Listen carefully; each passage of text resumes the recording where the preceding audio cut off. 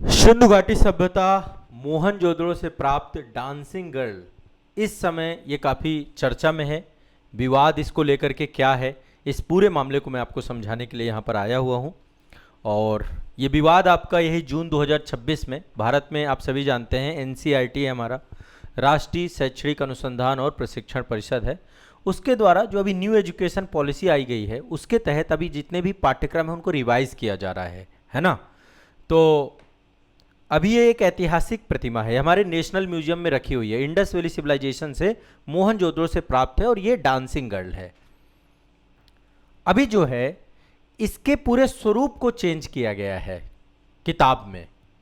ऐसा कहा जा रहा है कि इतिहास के साथ छेड़छाड़ हो रही है। तो इसका जो पूरा डिजिटल रूप चेंज किया गया है उसके कारण से पूरा एक विवाद खड़ा हो गया। कई इतिहासकारों ने कहा कि इतिहास को फोटोशॉप किया जा रहा है, फोटोशॉप टेक्निक, फोटोशॉप के माध्यम से हम इमेजेस चेंज कर देते हैं ना, और औपनिवेशिक मानसिकता को नैतिकता के नाम पे थोपने की बात चल रही है, ऐसी कोशिश बताई जा रही है। संस्कारों का मुद्दा उठाया जा रहा है। और ऐसे जब चौतरफा आलोचना चालू हो गई, जब आपकी, अभी मैं पूरा मैटर बताऊंगा लेकिन मैं जनरली आपको डिस्कस कर रहा हूं, जब ये पूरा मामला चालू हुआ तो सरकार और एनसीईआरटी को झुकना पड़ा और अपना फैसला भी वापस लेना पड़ा। तो पूरे मैटर को एक एक करके कैसे शुरुआत हुई इस पूरे मैटर की। 9th क्लास की एक एनसीईआरटी आपकी अभी आई जिसका नाम है मधुरिमा, ठीक है। उसमें जो है कला और शिक्षा की एक तरीके से नई पुस्तक है मधुरिमा, पेश की गई है अभी न्यू एजुकेशन पॉलिसी के आधार पे। तो इसमें पहला अध्याय है आपका इतिहास की कलाएं। उसमें सिंधु घाटी सभ्यता में 4500 साल पुरानी जो आपकी सभ्यता, बहुत पुरानी है, पहली भारत की सभ्यता है, उसकी जो कांस्य प्रतिमा है उसका चित्र शामिल किया गया और इस तस्वीर के साथ डिजिटल छेड़छाड़ की गई। क्या छेड़छाड़ की गई अभी आपको मैं दिखा देता हूं। यह है ओरिजिनल प्रतिमा, ठीक है। और यह प्रतिमा आप देख सकते हैं, इस प्रतिमा को कुछ इस तरीके से दिखाया गया है, ठीक है, इस तरीके से दिखाया गया इस प्रतिमा को। अब दरअसल कहीं ना कहीं पे डिजिटल तस्वीर में जो बदलाव हुए, देखिए मूल प्रतिमा निर्वस्त्र है, न्यूड है आपकी ये पूरी तरीके से, ठीक है। इसका अब यहां पे जो ये आप देख पा रहे होंगे, इसका जो डिजिटल रूप निकल के आया, डिजिटल शेडिंग के माध्यम से इसको जो है पूरी तरीके से मास्क्ड कर दिया गया, ढका हुआ कर दिया गया, जोड़ा गया, ठीक है। माने ऐसा लगने लगा कि जैसे मूर्ति को कपड़े पहनाए गए हों। अब ये क्यों किया गया, क्योंकि देखिए एनसीईआरटी में जो भी लोग इस चीज को लेकर डिस्कशन हुआ होगा, इतिहासकारों का बहुत बड़ा पैनल है वहां पे, जो आंतरिक चर्चाएं हुई होंगी, कमेटी बनी रही होगी, उसने तर्क, एनसीईआरटी ने भी ये चीज तर्क दिया कि कक्षा 9th के जो बच्चे हैं वो किशोर छात्र हैं और छात्रों को जो है मूर्ति का मूल नग्न स्वरूप जो है उनको संवेदनशील हो सकता है, सेंसिटिव हो सकता है, इसलिए इसे अधिक शालीन बनाने के लिए, उम्र के अनुकूल बनाने के लिए इसको हमने इस तरीके से संपादित किया है। अभी तक देखो ऐसा संपादन, देखिए आज के टाइम पीरियड पे यदि हम इस तरीके का तर्क देते हैं, आज के टाइम पीरियड पे तो आप सभी को ये पता है कि मोबाइल है, मोबाइल में तस्वीर भी हर तरीके से अवेलेबल है, सारी चीज़ें हैं, है ना। जब ये पूरा मामला निकल के आया तो देश के कई बड़े इतिहासकार, कई सारे पुरातत्वविद, कई सारे कला प्रेमी, उन्होंने तीखा विरोध किया इसका। उन्होंने कहा ऐतिहासिक जालसाजी का आरोप लगाया उन्होंने। कई सारे इतिहासकार ने एनसीईआरटी की कक्षा 6 की पाठ्यपुस्तक में, समिति के जो प्रमुख हैं जिनका नाम है मिशेल डेनिनो, है ना, उन्होंने ये पूरा काम किया था, तो उनकी बहुत कड़ी आलोचना की गई।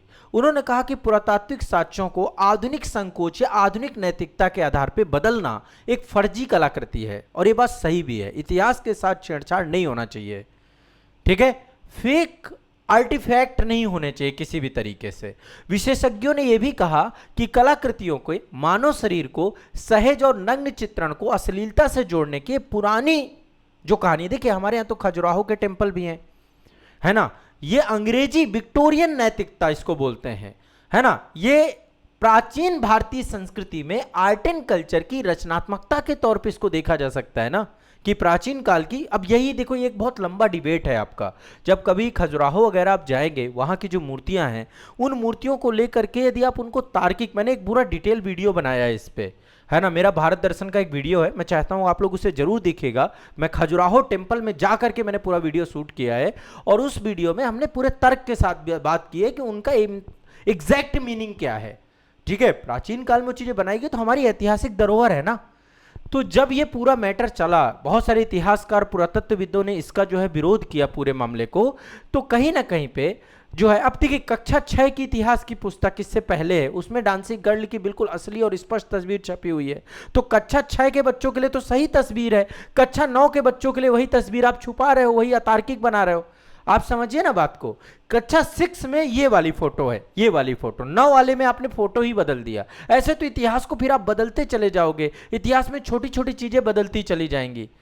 तो जैसे ये मैटर आया तो एनसीईआरटी ने डायरेक्टली यू टर्न ले लिया।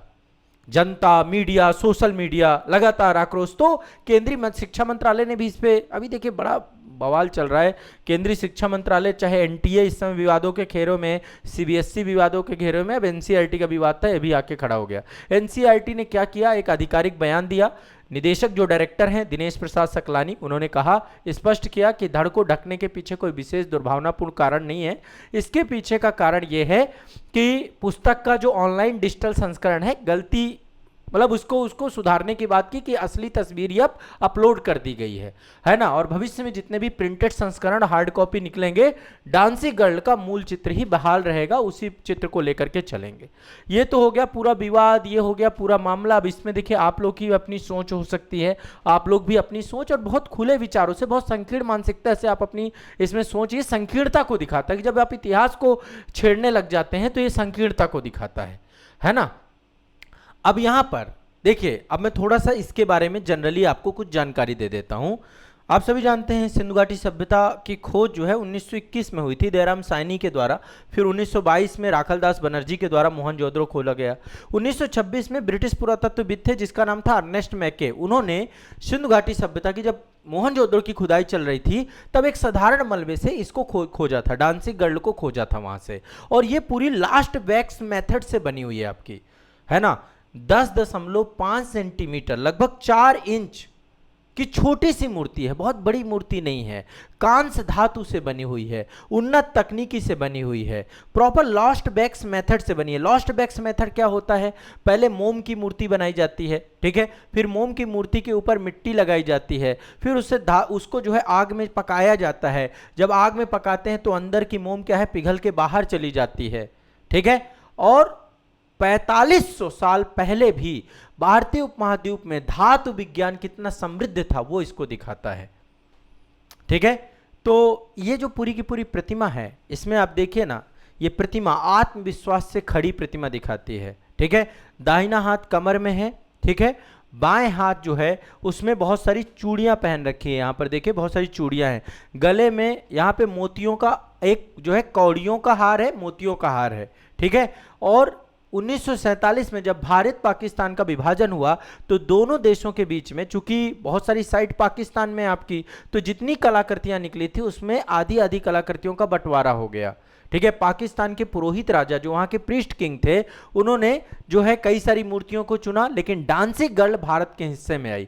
तो आज नई दिल्ली के राष्ट्रीय संग्रहालय जब कभी आप जाएंगे, मैं सभी बच्चों को कहता हूं कि यदि आप यूपीएससी की तैयारी करते हैं, स्टेट पीसीएस की तैयारी करते हैं, या कभी आप घूमने का मन बनाएं, तो आप दिल्ली में राष्ट्रीय संग्रहालय जरूर जाएं, नेशनल म्यूजियम जरूर जाएं। वहाँ पे इतिहास की आपकी जो समझ विकसित होगी वो अद्भुत होगी, वहाँ पे प्रैक्टिकल रूप में आप अपने इतिहास को देखेंगे। तो ये पूरा मामला है। अब ये पूरी की पूरी जो घटना है, कला और इतिहास की प्रामाणिकता बनाम आधुनिक सेंसरशिप के बीच में एक सेंसरशिप ही है ना। पूरी तरीके से इस पूरे मामले को फिर से, मतलब इतिहासकारों ने कहा कि हम खजुराहो की मूर्तियों को ढक दें, इससे अच्छा अजंता की पेंटिंग को ढक दें, फिर प्राचीन सभ्यताओं और अवशेषों को आधुनिक चश्मे और संकोच के साथ नहीं देखेंगे ना। फिर तो ऐसे हर चीज फिर आपको अश्लील लगने लग जाएगी, हर चीज को आप संस्कारी बनाना चालू कर देंगे। संस्कार का वास्तविक मायने क्या है, पहले इसको हमें समझना पड़ेगा ना। हमारी आने वाली पीढ़ियां, ऐसे तो पूरा इतिहास ही धुंधला हो जाएगा ना, सही तरीके से अपनी संस्कृति और कल्चर को कभी समझ ही नहीं पाएंगे ना हम। तो ये पूरा का पूरा मामला इतिहासकारों और एनसीईआरटी के बीच में हुआ, और इस मैटर को लेकर के ये मामला काफी चर्चा में रहा। एक बार फिर से आप देख लीजिए, ये वो तस्वीर है जो नई तस्वीर आपकी बनी थी, और ये वो तस्वीर है जो मूल तस्वीर के तौर पे जिसे हम देखते हैं, ठीक है। अब अगेन फिर से यही तस्वीर को बहाल कर दिया गया है। ये आप सभी, अब इसमें आपका क्या सोचना है, आपका क्या मत है, आप इसको लेकर क्या समझते हैं, आप एक बार ये जरूर मुझे स्पष्ट करिएगा कमेंट सेक्शन में, ठीक है। चलिए।